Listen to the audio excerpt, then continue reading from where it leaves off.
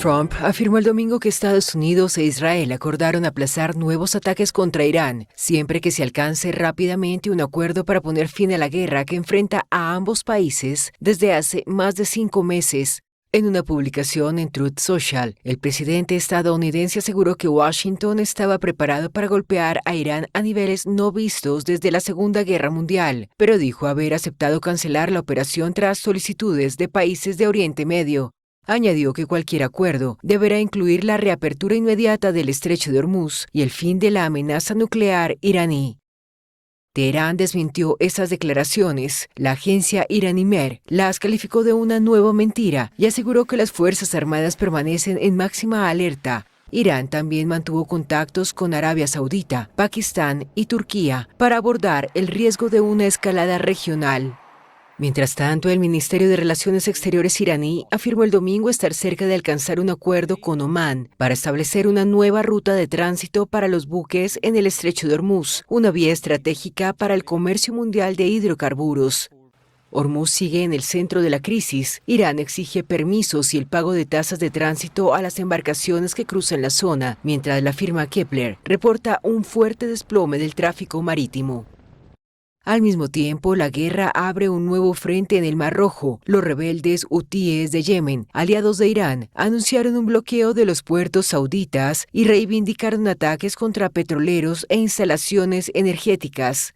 Las acciones amenazan la navegación por el estrecho de Bab el-Mandeb, un corredor clave que conecta el Océano Índico con el Mediterráneo a través del Canal de Suez.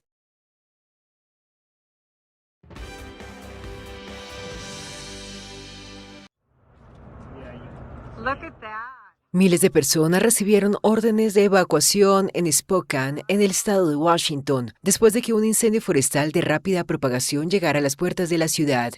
El fuego, conocido como Old Trails, cruzó el río Spokane el sábado y avanzó hacia zonas urbanas, obligando a las autoridades a emitir alertas de evacuación del nivel más alto. Por el momento no se han reportado víctimas.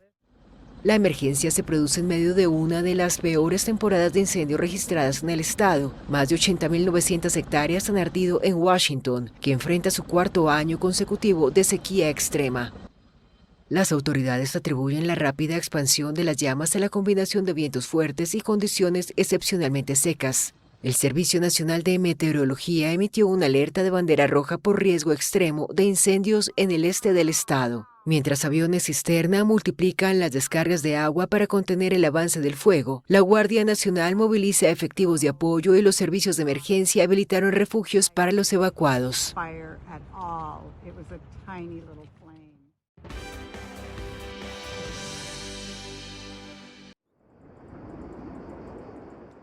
2 pilotos de helicópteros de extinción de incendios murieron el domingo tras la colisión de 2 aeronaves Bell en la zona de Psata, al oeste de Atenas, mientras Grecia combate múltiples incendios forestales agravados por fuertes vientos.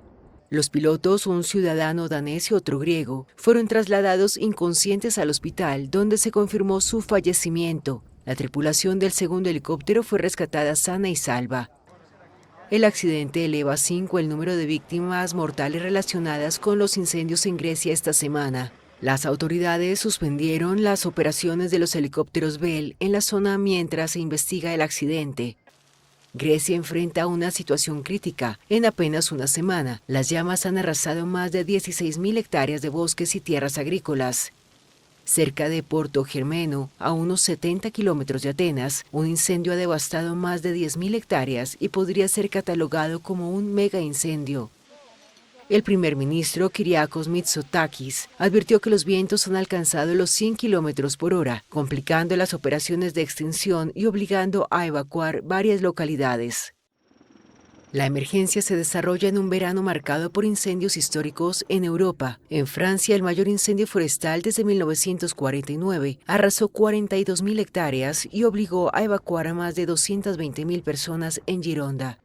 Aunque ese fuego ya fue controlado, un nuevo incendio en la región de Var ha destruido 1.800 hectáreas y sigue fuera de control, mientras los bomberos advierten que podrían necesitar varios días para contener las llamas. Bienvenidos a América Noticias bajo la dirección general de Carlos Vasallo. Estos son los titulares que marcan la agenda informativa de hoy.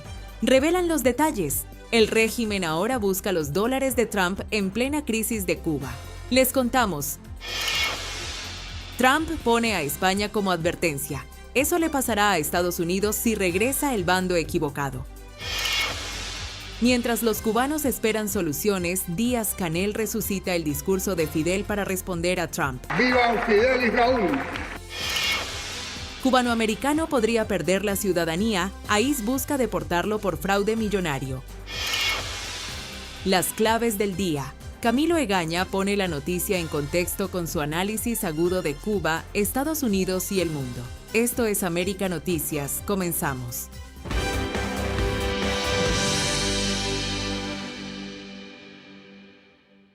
La Habana ahora busca los dólares del presidente Trump, a quien hasta hace poco llamaba criminal. En medio de la peor crisis económica de las últimas décadas, el régimen cubano parece haber dejado a un lado la confrontación política para salir en busca de inversionistas, y el nombre que ahora sorprende es el del propio presidente de Estados Unidos, Donald Trump. El viceministro de Relaciones Exteriores de Cuba, Carlos Fernández de Cosío, aseguró en una entrevista con The New York Times que La Habana no excluiría a Donald Trump ni a su organización de hacer negocios en la isla, siempre que respeten las leyes cubanas. La declaración marca un giro llamativo. El mismo funcionario que hace apenas unos meses calificó de criminal la política de Washington y acusó a la administración Trump de mantener una estrategia de máxima presión contra Cuba, ahora afirma que no existe ninguna razón para impedir que el mandatario estadounidense invierta en la isla. Incluso al ser consultado sobre el proyecto conocido como Trump Island, un desarrollo turístico de lujo que podría utilizar la marca Trump en Cayo Santa María, Fernández de Cosío dejó abierta la puerta al diálogo con empresarios estadounidenses. ¿Por qué este cambio de discurso? La respuesta parece estar en la profunda crisis que atraviesa Cuba. Ante ese escenario, el régimen ha comenzado a flexibilizar parte de su política económica. En junio aprobó un paquete de 176 medidas para intentar atraer capital extranjero y estimular la economía, y posteriormente modificó la ley de inversión extranjera con el objetivo de ofrecer mayores incentivos a los inversionistas internacionales. Sin embargo, Fernández de Cosío reconoció que el principal obstáculo no está en La Habana, sino en Washington. Según el vicecanciller, las leyes estadounidenses siguen prohibiendo que Donald Trump o cualquier empresa norteamericana inviertan libremente en Cuba mientras permanezca vigente el embargo y las restricciones federales. El gobierno de Trump, porque él considera que tiene el derecho y el compromiso de castigar a Cuba en la mayor medida posible. Y está muy difícil tener acceso y tener vínculos con instituciones financieras de cualquier parte del mundo. Eso afecta el comercio, puesto que sin respaldo financiero es muy difícil llevar a cabo el comercio. Las declaraciones también contrastan con la postura histórica del castrismo, que durante más de 6 décadas convirtió el enfrentamiento con Estados Unidos en uno de los pilares de su discurso político. Ahora, la necesidad de atraer capital extranjero parece estar obligando al régimen a modificar el tono. Aún así, La Habana insiste en que no aceptará condiciones que impliquen cambios en su sistema político y mantiene que cualquier negociación deberá respetar la soberanía del país. Mientras tanto, la administración Trump mantiene una política de fuerte presión sobre el régimen cubano, con nuevas sanciones económicas y restricciones dirigidas a debilitar las fuentes de financiamiento del gobierno de Miguel Díaz-Canel. La paradoja es evidente. El mismo gobierno que durante años presentó a Donald Trump como uno de sus principales adversarios, hoy admite públicamente que recibiría con gusto inversiones vinculadas al mandatario estadounidense si eso ayuda a aliviar la grave crisis económica que atraviesa la isla, informó Leticia Grau para América Noticias.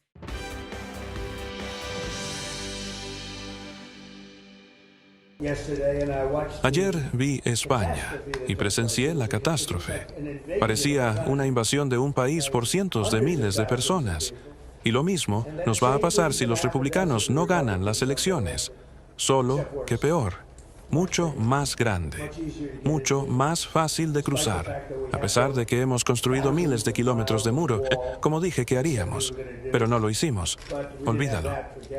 La crisis migratoria que vive España ya llegó al debate político en Estados Unidos. El presidente Donald Trump utilizó las dramáticas imágenes del cruce masivo de migrantes hacia la ciudad española de Ceuta para advertir que un escenario similar podría repetirse en territorio estadounidense si los demócratas regresan al poder. Las declaraciones se producen mientras España enfrenta una de las peores crisis migratorias de su historia reciente. En apenas 24 horas, cerca de 60.000 personas cruzaron de manera irregular desde Marruecos hacia Ceuta, el pequeño enclave español ubicado en el norte de África. Miles lo hicieron caminando por el espigón fronterizo del Tarajal y otros intentaron llegar a nado. La tragedia también dejó un alto costo humano. Al menos 43 migrantes murieron ahogados intentando alcanzar territorio español, mientras decenas más fueron rescatados por los equipos de emergencia. La magnitud del flujo migratorio terminó desbordando a las fuerzas de seguridad. En varios momentos, la Policía Nacional y la Guardia Civil fueron incapaces de contener el ingreso de miles de personas que avanzaban hacia el interior de la ciudad, mientras las autoridades locales reclamaban al gobierno de Pedro Sánchez la declaración del estado de emergencia y el despliegue del ejército. Para entender la dimensión de lo ocurrido, Ceuta tiene una población cercana a 80.000 habitantes. En un solo día recibió un número de migrantes equivalente a casi las 3/4 partes de toda su población, una situación que autoridades locales califican como un riesgo de colapso para los servicios públicos, la seguridad y la atención humanitaria. Mientras tanto, Madrid y Rabat acordaron acelerar el retorno de los migrantes. El ministro del Interior español informó que más de 25.000 personas ya habían sido devueltas a Marruecos durante las primeras horas del operativo, con un ritmo de aproximadamente 150 repatriaciones por minuto. La crisis también ha generado fuertes repercusiones internacionales. La Casa Blanca responsabilizó a las políticas migratorias del gobierno socialista de Pedro Sánchez por el descontrol en la frontera, mientras Italia planteó revisar la permanencia de España dentro del espacio Schengen si la situación continúa deteriorándose. Para Donald Trump, las imágenes de Ceuta representan mucho más que una crisis europea. El mandatario las convirtió en un argumento político de cara a las elecciones presidenciales de 2028, insistiendo en que endurecer el control fronterizo seguirá siendo una de las principales banderas de su administración y advirtiendo que un cambio de gobierno podría provocar en Estados Unidos una situación similar a la que hoy enfrenta España, informó Leticia Grado para América Noticias.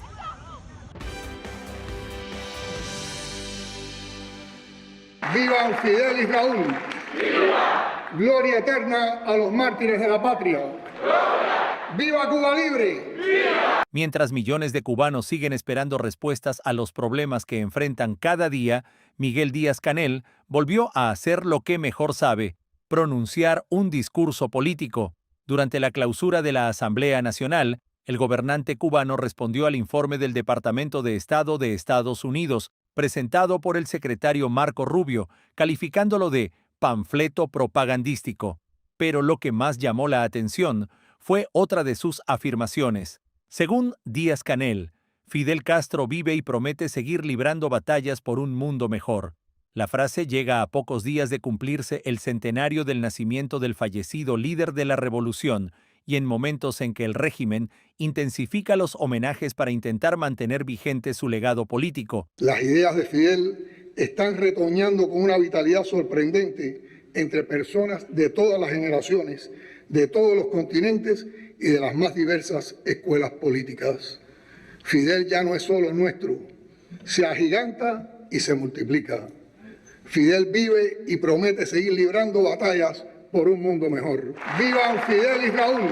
¡Viva! ¡Gloria eterna a los mártires de la patria! ¡Gloria! ¡Viva Cuba Libre! ¡Viva! ¡Socialismo o muerte! ¡Patria o muerte!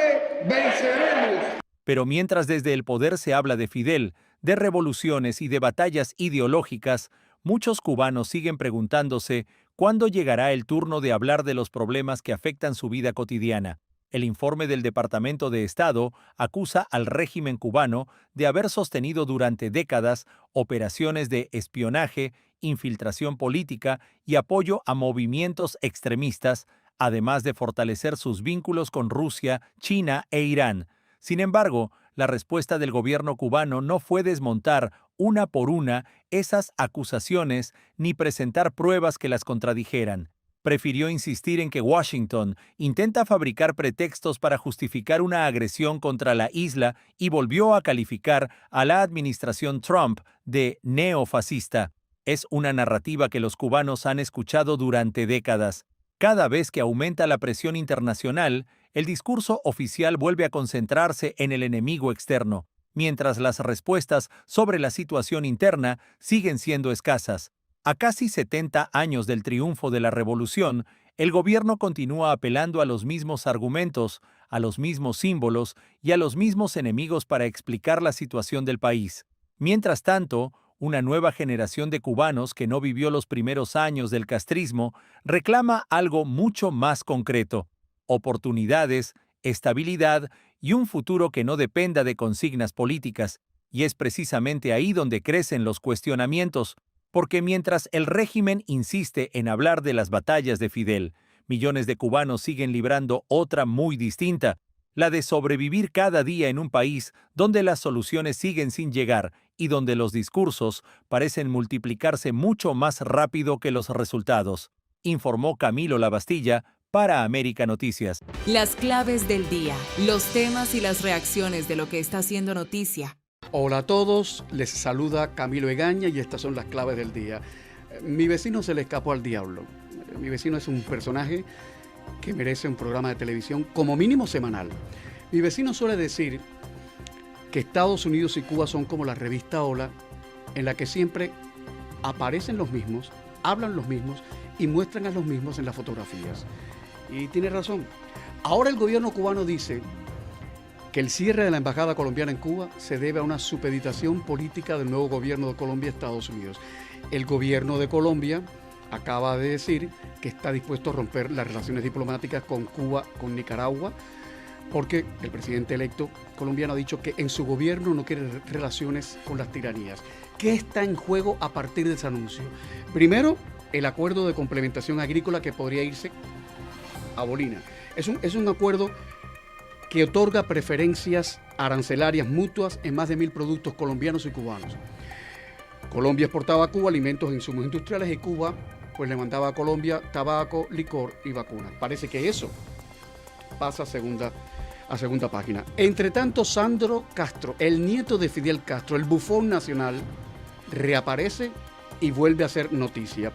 Está publicando en redes sociales ¿cómo le llaman eso? Un reel, satírico, burlándose de Luis Manuel Alcántara, Otero Alcántara, poniendo en duda de que el opositor pudiese haber pintado, como dice él, más de 4.000 cuadros en 5 años de prisión.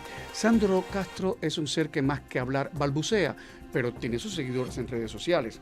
Es un bufón que por encima de todo busca la fama y la controversia. Él dice que es influencer, pero entre usted y yo, ¿qué significa ser influencer realmente en el mundo de hoy? ¿Qué importancia tiene ser influencer? Y que nadie se ofenda, ¿eh? Sandro Castro es un pavo real que solo le interesa la ostentación, una especie de Kardashian, pero en plan pobre, en plan tropical.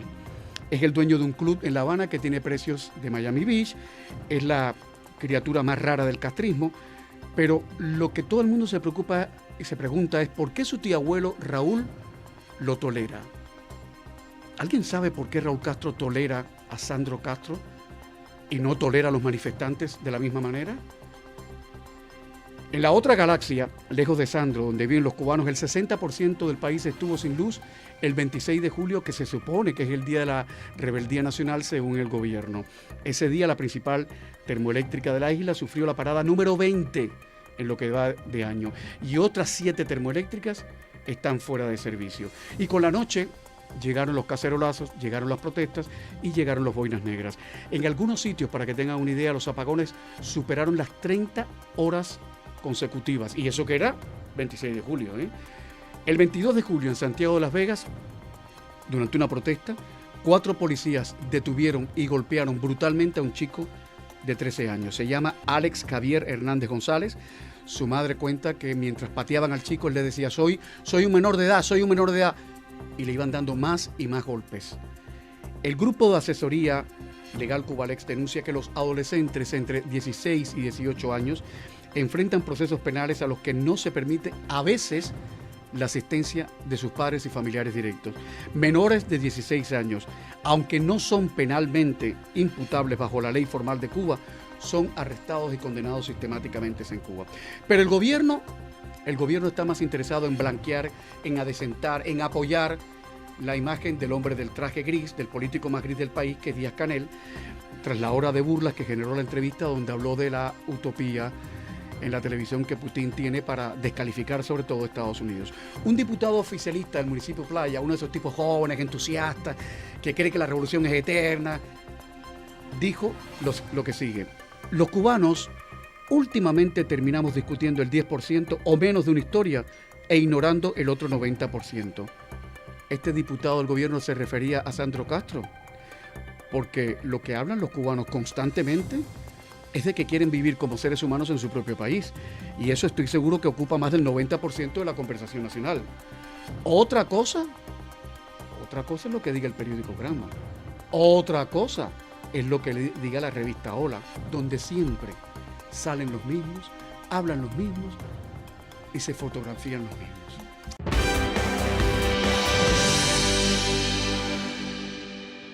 A pocos días de abandonar la presidencia de Colombia, Gustavo Petro vuelve a mover una de sus últimas fichas políticas. Su último viaje internacional no será a Washington, ni a Bruselas, ni a una reunión regional. Será a La Habana. El mandatario colombiano viajará para reunirse con Miguel Díaz-Canel, en una visita de aproximadamente 48 horas que muchos interpretan como un nuevo gesto de respaldo hacia uno de sus principales aliados ideológicos en América Latina. La visita ocurre justo cuando el régimen cubano enfrenta uno de sus momentos de mayor presión internacional, con nuevas sanciones de Estados Unidos, un creciente aislamiento diplomático y fuertes cuestionamientos por la situación de los derechos humanos en la isla. Y el momento político no podría ser más simbólico. Dentro de apenas unos días, Petro entregará el poder al presidente electo Abelardo de la Espriella, quien ya anunció que romperá relaciones diplomáticas con Cuba y Nicaragua al considerar que ambos son regímenes autoritarios. El nuevo mandatario también confirmó el cierre de la embajada colombiana en La Habana, el retiro del personal diplomático y una profunda reorganización del servicio exterior, asegurando que Colombia no mantendrá relaciones con gobiernos que, según dijo, violan sistemáticamente las libertades fundamentales. Es decir, mientras el próximo gobierno prepara un portazo diplomático a La Habana, Petro decidió que su despedida internacional será precisamente junto a Miguel Díaz-Canel. La cercanía entre Gustavo Petro y el régimen cubano no es nueva. Durante su mandato defendió en varias ocasiones al gobierno de La Habana y llegó incluso a afirmar: es muchísimo mejor vivir en Cuba en medio de la cultura que en Miami en medio de un trancón sin cultura. Una declaración que generó fuertes críticas entre el exilio cubano y diversos sectores políticos tanto en Colombia como en Estados Unidos. Ahora vuelve a escoger a Cuba como escenario de uno de sus últimos actos como presidente. Mientras tanto, organizaciones internacionales como Amnistía Internacional y Prisoners Defenders continúan denunciando la represión contra opositores, activistas y presos políticos en Cuba, así como las restricciones a las libertades fundamentales que persisten bajo el gobierno de Miguel Díaz-Canel. Por eso, más allá del protocolo diplomático, la imagen que dejará Petro antes de salir de la Casa de Nariño será la de un presidente que, en sus últimos días de mandato, decidió viajar a respaldar a un régimen que sigue siendo ampliamente cuestionado por la comunidad internacional. Y mientras Colombia se prepara para un cambio radical en su política exterior, Gustavo Petro parece decidido a cerrar su gobierno con un último mensaje de cercanía hacia La Habana, una fotografía que probablemente marcará el final de su presidencia y el comienzo de una relación muy distinta entre Colombia y Cuba, informó Camilo Lavastilla para América Noticias.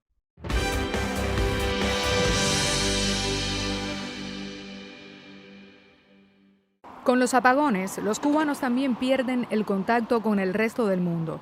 En muchas zonas del país, la falta de electricidad no solo deja hogares a oscuras, también provoca la caída de la telefonía móvil y del servicio de Internet, dificultando la comunicación justo cuando más se necesita. Ayer sin Internet, si 2 horas, cuando más. Y creo que te estoy hablando demasiado, me estoy medio que confundiendo. Así respondieron varios residentes de La Habana al ser consultados sobre el tema. La explicación está en la propia infraestructura de telecomunicaciones del país.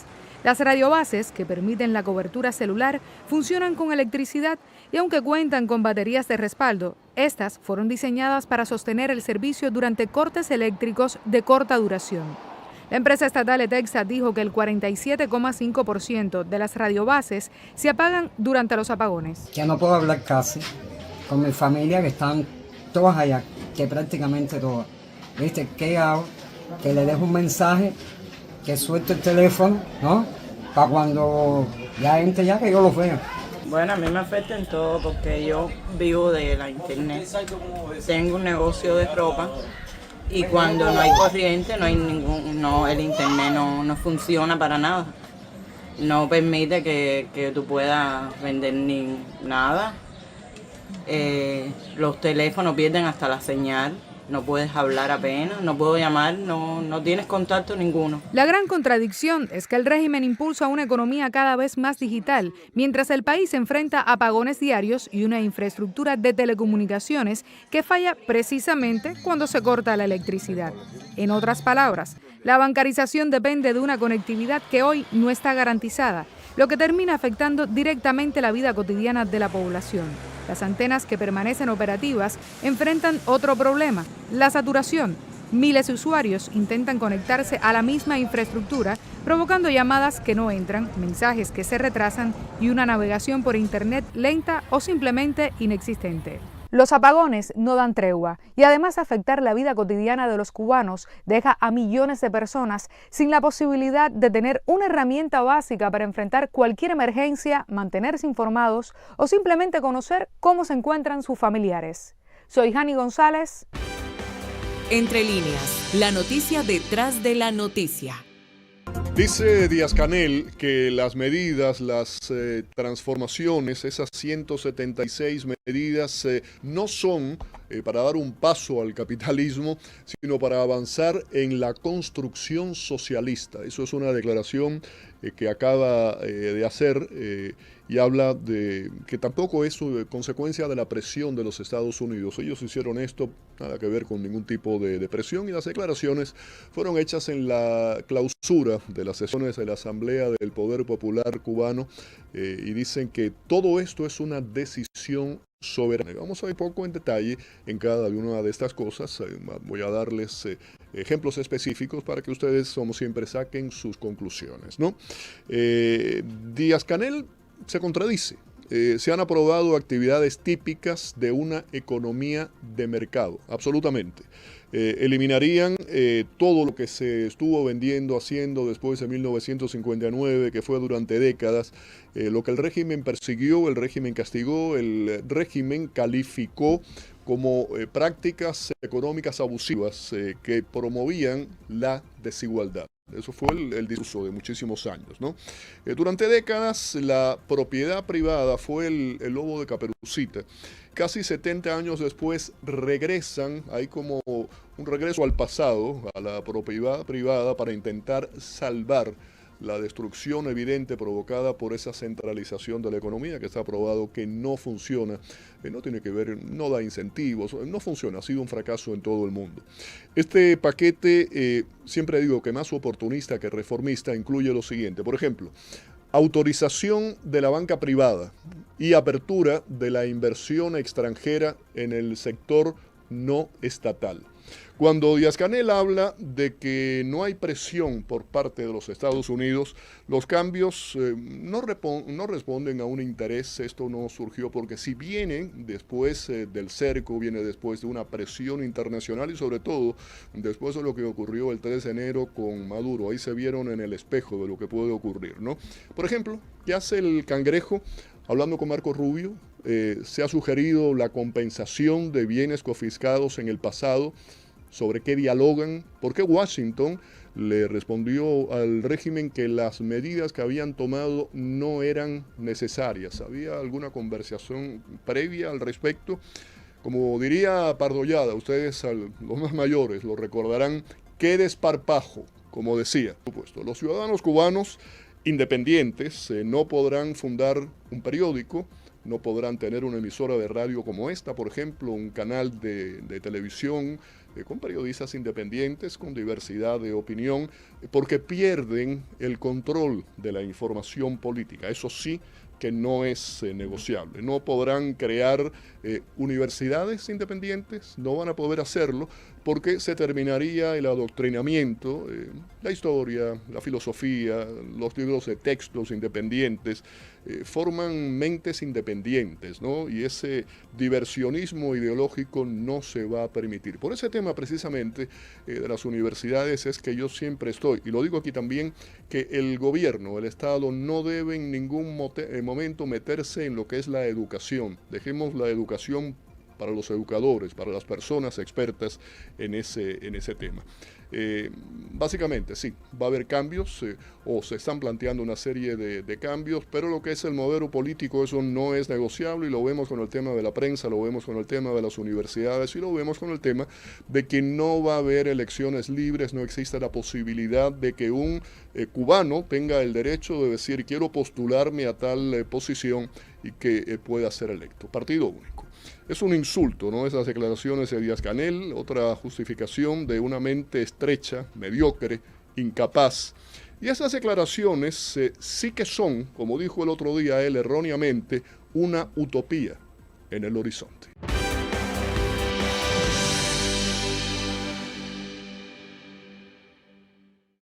Jamás aceptó un acuerdo para terminar la guerra en Gaza, que incluye disposiciones relativas a su desarme y la retirada gradual del ejército israelí de este territorio palestino. Dos altos responsables del movimiento islamista, que hablaron el viernes bajo condición de anonimato, afirmaron que esperan que los mediadores y la Junta de Paz creada por el presidente estadounidense Donald Trump garanticen que los israelíes cumplan con lo pactado.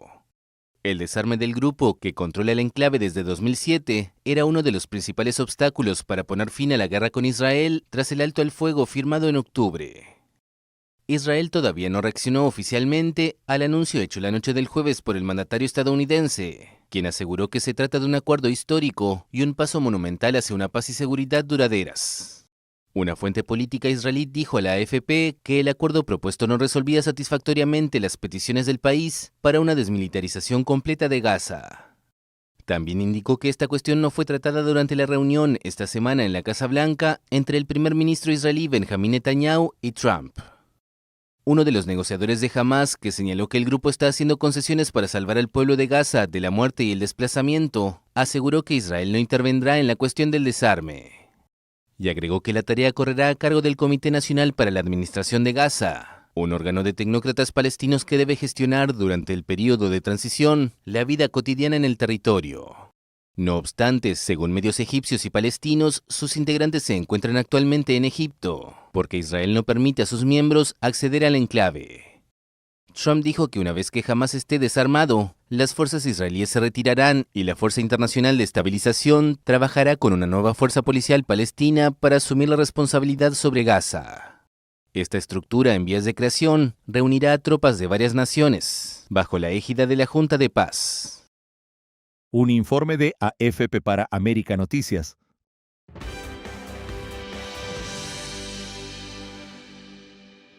Un presunto fraude multimillonario contra uno de los programas de asistencia más importantes de Estados Unidos acaba de quedar al descubierto en el sur de la Florida.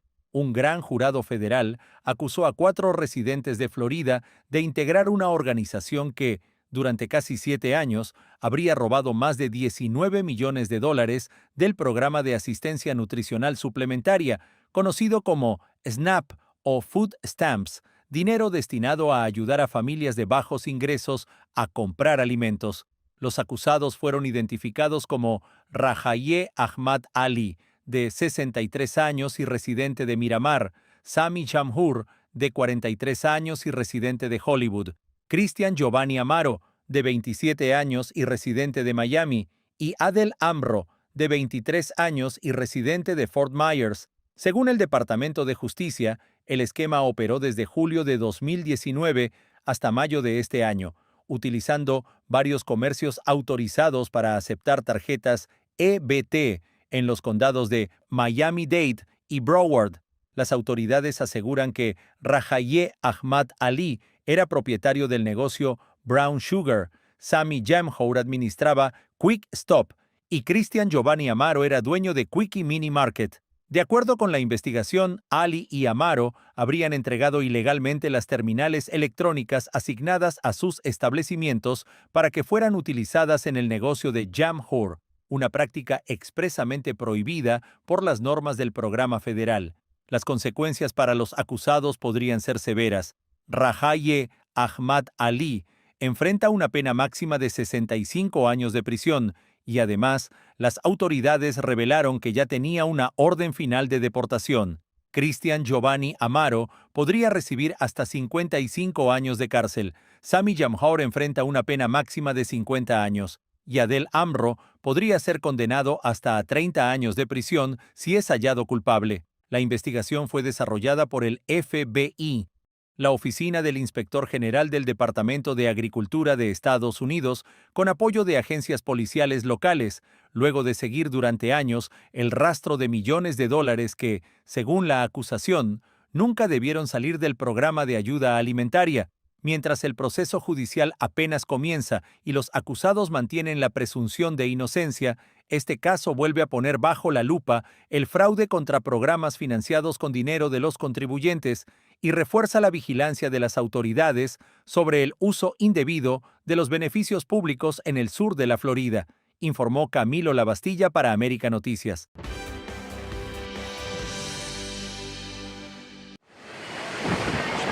Venezuela comenzó el jueves a dinamitar edificios colapsados por el doble sismo del mes pasado que dejó más de 5.500 muertos y cientos de estructuras destruidas en medio del desconcierto de la población. Según las autoridades, 190 edificios se derrumbaron mientras que 856 quedaron afectados por el movimiento sísmico. Por la tarde se escuchó un estruendo seguido de una nube de humo en la zona de Catia-La-Mar, en La Guaira, estado vecino de Caracas y el más afectado por los sismos de magnitud 7,2 y 7,5 que sacudieron al país el 24 de junio. Desde temprano militares bloquearon el paso en varias manzanas cercanas a la zona donde se inició la detonación controlada de un edificio, mientras que una bandera roja fue anclada para alertar el peligro de las maniobras y la orden de mantener distancia. Y escuchamos la explosión. Y bueno, la gente se alteró porque fue un estruendo bastante fuerte, ¿no? Pero más allá de eso, después la gente se tranquilizó. A poco más de un mes de los terremotos, el escenario en este destino turístico favorito de los caraqueños sigue siendo desolador, con montañas de escombros y edificios que quedaron en pie pero sin muros y ventanas. Otras estructuras se ven inclinadas como si estuvieran a punto de caer.